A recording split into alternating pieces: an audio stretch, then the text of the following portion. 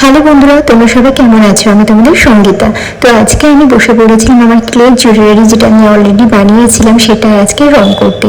তো এই মানে জুয়েলারিটা আমি কী করে বানিয়েছি সেটা অলরেডি আমার চ্যানেলে আমি পোস্ট করে দিয়েছি। তোমরা যদি জানতে চাও, শিখতে চাও, তাহলে অবশ্যই ভিডিওটা দেখে নিও।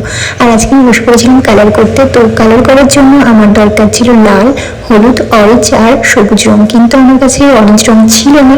তো আমি বুদ্ধি খাটিয়ে লাল রং আর হলুদ রংটা মিক্স করে অরেঞ্জ রং তৈরি করে দিয়েছিলাম। তো তোমরা চাইলে তাই করতে পারো, এতে কি হয় কালারটা আর এক্সট্রা করে কিনতে হয় না, অনেকটা টাকা সেভ হয়ে যায়। তো আমি রং করতে বসেছিলাম। আমি প্রথমেই বেস কালার হিসেবে তোমার হলুদ কালারটা দিয়ে নিয়েছিলাম, তারপর অরেঞ্জটা দিয়েছিলাম। আর ওই অরেঞ্জ রংটা ভালো করে পুরো কভার হয়ে যাওয়ার পর তারপরে আমি রেড রংটা একটু হাইলাইট করেছিলাম।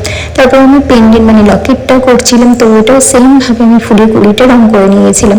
আর আমি এটা পলাশফুলের লুক দিচ্ছিলাম, জানি না কতটা কী হয়েছে, তোমরা অবশ্যই দেখার পরে কমেন্ট করে কিন্তু জানিও। তো আমার তো বেশ ভালোই লেগেছিলো। তো আমি ওটা হলুদ রংটা দেওয়ার পর অরেঞ্জটা দিয়েছিলাম, যাতে একটুখানি হলুদ আভাসটাও থাকে আর তার সাথে অরেঞ্জটাও থাকে। তো দেখতে যেন সুন্দর লাগে, অরিজিনাল পলাশ ফুলের মতো লাগে।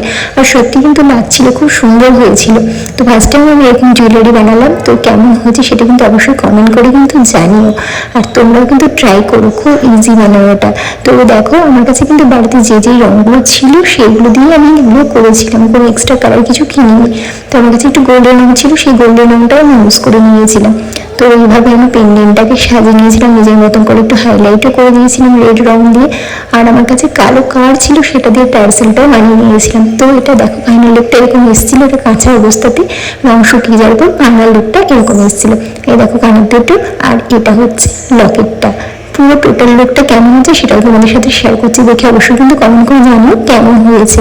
আর ভালো লাগলে অবশ্যই একটা লাইক করে দিও। দেখা হচ্ছে পরের ভিডিও, ততক্ষণের জন্য বাই।